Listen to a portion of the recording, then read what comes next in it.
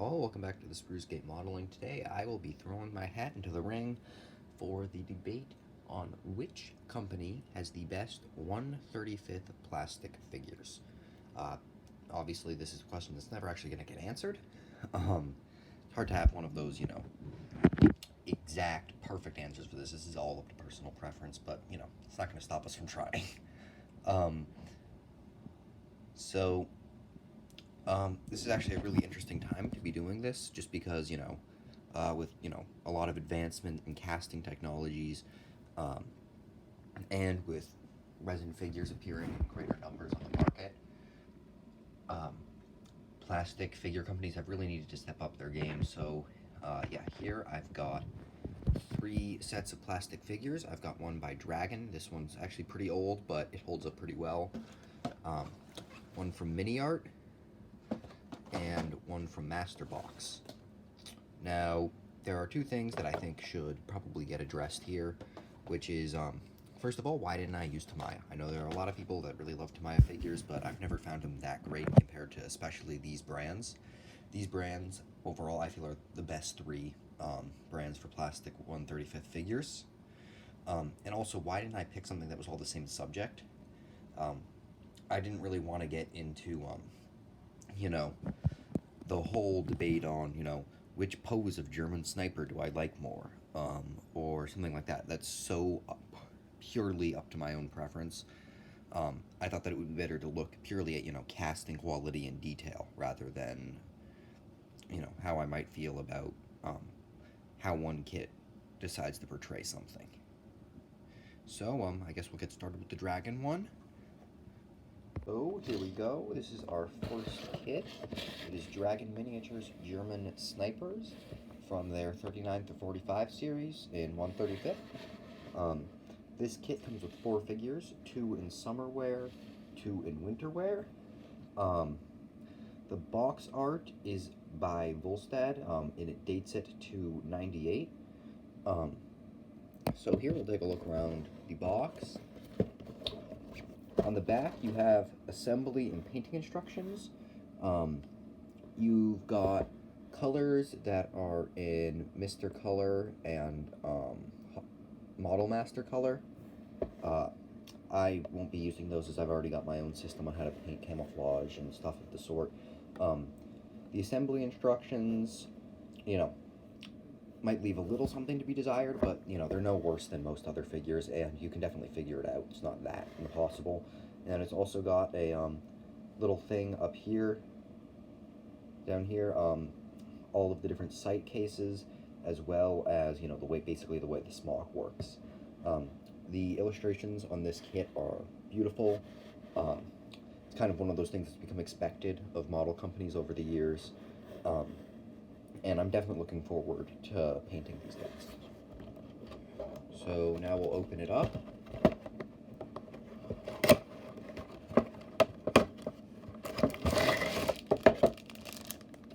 All 4 figures come on 1 sprue with 1 small weapon sprue containing all of the weaponry. So if you look real close here, each of them is wearing one of the reversible camouflage smocks. You can't do a whole lot of posing yourself, because a lot of these do have individual, they do have individual things that they're supposed to fit in. I can see something right here for one of the, a specific sight case, but that's not that big a loss. There's plenty, when it comes to what to put on the figures. You've got bread bags, helmets, binoculars, rifle cases, shovels, all the normal German stuff. And the casting looks pretty good, especially on the folds. However, there is seam lines on quite a few of these pieces, and some very light flash, but none of the small pieces have it, which is really where it matters.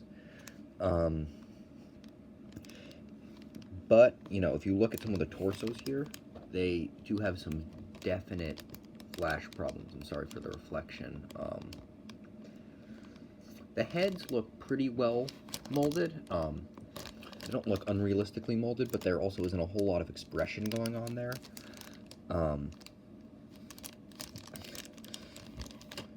And the weapon sprue, there's a couple of sprue gates on the K98s. One of the K98s comes with scope. There's also a Gear 43 thrown in there.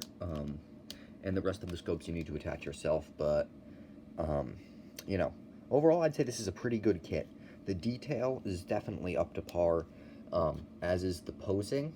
But the faces do leave something to be desired, especially when you compare them to some of the more modern molding and, of course, resins. Alright, so next up we've got Miniart. The kit that we've got here is U.S. Soldiers in Rainwear. Again, the box illustration looks very nice. And on the back, we've got instructions. The instructions for the bar are easily the best instructions here, given the fact that the rest of it is done in the same style that the dragon figures were done in, which is, you know, they took the figure, from the box art, and then simply labeled which parts go where. This has a nice color scheme down here with Vallejo, Mr. Color, AK Interactive, Mission Models, Ammo by MiG, and Tamiya, as well as a standard color name, color key, which I found very helpful. So now we'll get on to the sprues, because this has the honor of being the only set with more than one sprue. So now these sprues, looks like there might be a wee bit too much, there might be a slight over-engineering problem with these Miniart figures. Given the fact that this is 5 figures, Dragon managed to fit 4 on one sprue, and you'll see how what Masterbox managed to do later. This might just be due to the fact that the torsos need to be 2 pieces each, and there's separate helmet options for each man, which makes perfect sense, as well as more customizable, you know, extra gear, which is, again, a very nice touch. And like I said, each torso is multi-piece because they're in rainwear. However, these molds do look very nice. There's some sprue gates, but there also seems to be a minimal amount of flash, except for on a couple of those larger pieces. But, you know, some of the finer pieces, the legs, the weapons, it appears, the faces don't have any flash. Looking at the, one of the faces right here, they look quite realistic, but again, not with a lot of action. Same thing as Dragon. But, again, for both of those kits, the subject didn't require a whole lot of facial expression. You know, neither of them were engaged in an activity that would require a very over-molded facial expression. You know, sniping, and these are just walking down the road. So yeah, I'd say that these figures actually look very nice. They'll be harder to assemble than the rest, but I'll also get quite a bit for the spares box. Cleanup won't be that hard, and the final result should look very nice. I plan to use it with another kit I've just recently acquired, which is Ryefield Models. They're a full interior M4A3E8. So, Miniart kit, verdict. This is good. I'd say that it's different than Dragon, for sure. This has a lot more extra parts, a lot more choices than the Dragon kit. And the assembly is just different. The molding is about equal. But when you take into the Dragon kit's age into consideration versus this, which is a pretty recent release, I'd say that the Dragon kit holds up just fine. Alright, so now we'll be moving on to Masterbox. Alright, so we're on to Masterbox. The kit we've got here is Soviet Marines Attack 1941 to 42. Eastern Front Battle Series kit number 3 from Masterbox. The box art is quite beautiful, as with all of these kits. Actually, Miniart and Masterbox use the same illustrator, Karashkuk. I'm not totally sure how to pronounce it. I'm pretty sure he's Ukrainian. Um, and it's the exact same layout with the instruction assemblies and the painting assemblies and the painting instructions here. Um, it's always a little different, but it's always basically the same. This does come with 5 figures, and I will be using these to represent the 39th Guards Division in Stalingrad attacking the Gorky tractor plant. So we'll move on to the sprue. I managed to fit all 5 figures on one sprue. It is a significantly larger sprue than the Dragon or Miniart sprue, but nonetheless, a nice feat. Each figure, it doesn't look that complicated. There's not that many pieces per figure. And the torsos look exceptionally well molded for both the scale and the way that these soldiers will be moving when assembled. They've got a lot of the detail molded straight on, which is always appreciated. And what isn't molded on is supplied down here. Those also look very well molded. I can see just a tiny bit of flash on a few of the torsos and a seam line or two on some of the legs, but not actually a whole lot to be concerned with. This is less flash than there was on actually the Dragon kit, and equal to or less than the amount on the Miniart kit. Here, we'll take a look at some of the gear here. We've got a bag, which looks very nicely molded. Cap is exceptionally well molded. I've seen my fair share of caps in 135th in the day. And that one's pretty good, I'd say. You've got some of the braid molded on, as well as the insignias. All of the arms also have the Red Star insignia that was present on Marine uniforms at this time. Molded straight on, and one of them does have the divisional patch as well. The other ones don't, but I'm pretty sure that's intentional, given the fact that it wasn't painted onto any of the other figures, and even in the box illustration, he's the only one with that detail. The weapons, too, are very well molded. I'd say that these weapons, again, are different, but I'd say that this DPMG is molded better than the bar and the Miniart kit. And these rifles are on par, if not better, than the Dragon rifles. And the heads are something that always a pleasure with the Masterbox kits, these heads. They might not quite be on par with some of the resin heads, just, due to the limitations of modern hard plastic molding, but they are very, very heavily expressioned. They look very nice, and especially in this situation during an attack, there's a lot of facial expressions happening, which is really well captured. Emotion is really well captured by the Masterbox sculptor, Garrigan. So, yeah, this kit looks really, really nice, and I'm looking forward to this. I'm not sure I got the paints for it quite yet, but, we'll work something out. Trip to the local hobby store never hurt anyone. So yeah, I'd say that this kit looks pretty good. I've got a couple other Masterbox kits off in the wings, too. And there's also just one more thing I'd like to point out, which is that the officer in this kit is actually using a German-made Mauser C96, I want to say, pistol with the wooden broom handle. Just a fun, interesting thing that I noticed. Yeah, Masterbox always puts a lot of flavor into their kits,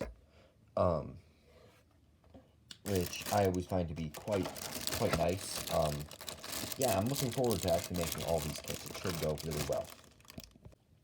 So, conclusions time. Now, I'm pretty sure there's a clear winner here, but I'll see if you can guess which one it is. I personally really love the Masterbox kit here. Impeccably molded, really nice facial expressions. The weapons are well engineered. Construction won't be that difficult, but they'll look amazing when done. Um, so yeah, I think that that's my clear winner, at least personally. I know people that swear by dragon kits though, so you know, maybe don't judge it just by this. But you know, pros and cons for each one. All of these figures look really great, is the first thing I'm gonna say. Um, the fact that Masterbox 1 doesn't actually interfere with the well sculpted, beautiful nature of either of the other kits. It's just that I personally found that the Masterbox 1 to be the best molded.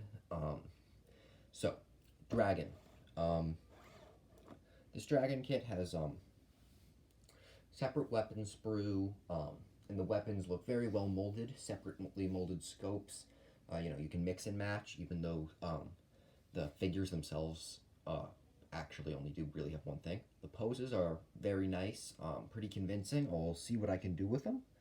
And there's enough in there for two sniper teams, one in summer and one in winter gear, which was another nice touch. Construction won't be that difficult. There wasn't too many pieces, and it was pretty clear where things were supposed to go. So yeah, I'd say solid kit overall. I'm really looking forward to making it. It'll be next up on the bench. And it also does come with some handy painting instructions for the Splinter camo. I've already got my own system for that though, so we'll see how it works out. Next up, Miniart. Miniart, I've heard people say that it's awful, honestly. I think that, a guy who got a pretty old kit, that he said didn't go together very well. But this, guide holes, the whole thing, it looks very, very nice. I really do like the way they did the color chart on the back, actually. Even if some of the painting instructions do look a little iffy. But these figures themselves actually look pretty good. The heads are definitely acceptable for what they're portraying. Enough depth and everything in there to make them look quite realistic. And I'd say that the subject matter is another thing that's very interesting. I don't think I've ever seen another kit of U.S. in rain gear. Plenty of U.S. infantry on the market, but this rain gear I don't think I've ever seen before. Whereas I know that there's a couple other German sniper kits, most notably from Zideva, which I've actually heard is quite a nice kit. Not sure how it stands up to the Dragon one, but I'd say the Dragon one's pretty top of the line. And there's also some options for bar assembly, which I do like. Little detail, but it's always nice when they put those in. And finally, for what I said was my personal winner, the Masterbox one. Again, content, I don't feel like I see a whole lot of Soviet Marines, despite the fact that they played a relatively large role in the Battle of Stalingrad. Given the fact that the 38th Guards Division threw basically its entire self against the Gorky tractor plant, they took 5,000 casualties in 2 days, which is one of those things that, I read it in Enemy at the Gates, excellent book, and it was one of those things where I was wondering why I'd never heard of it before. Seems like one of those things there, you feel like it would get a lot more publicity than it did. Assembly seems pretty straightforward with these figures, and the molding and engineering is excellent. The DPMG, in particular, I don't know why, I'm kind of just drawn to that piece of casting, as it looks beautiful, as well as all the weapons, and the posing is superb, as it always is with Masterbox. I've also got their 2 of their hand-to-hand combat sets that look absolutely excellent, as well as a Panzer Grenadiers set that looks like it'll do the job. So yeah, like I said, Masterbox, I feel for me, is the winner here. Their figures are really great, but I'd say that the other two, especially given the fact that all of them portray different subjects, each brand has its ups and downs. The Dragon kit, despite its age, does stand up to the other ones. and when built up will make a very nice model. Miniart took a different approach than everyone else. They provided quite a bit of extra gear, and, you know, two-piece torsos, but really, I don't think I'll have that much trouble with disassembly. You know, as always, keep a little bit of putty on hand, but I think it'll go really well. And I'm really looking forward to seeing how they look painted up. And the Masterbox, superb all around, very little flash or seam lines, just enough that I know, you know, a couple runovers with the file and everything will look just fine. So yeah, thanks for watching. I'm not sure what everyone else's feelings on different types of 1/35th plastic figures are, but yeah, I'll see you next time. If you've got any recommendations, go ahead and tell me. Thanks. Bye.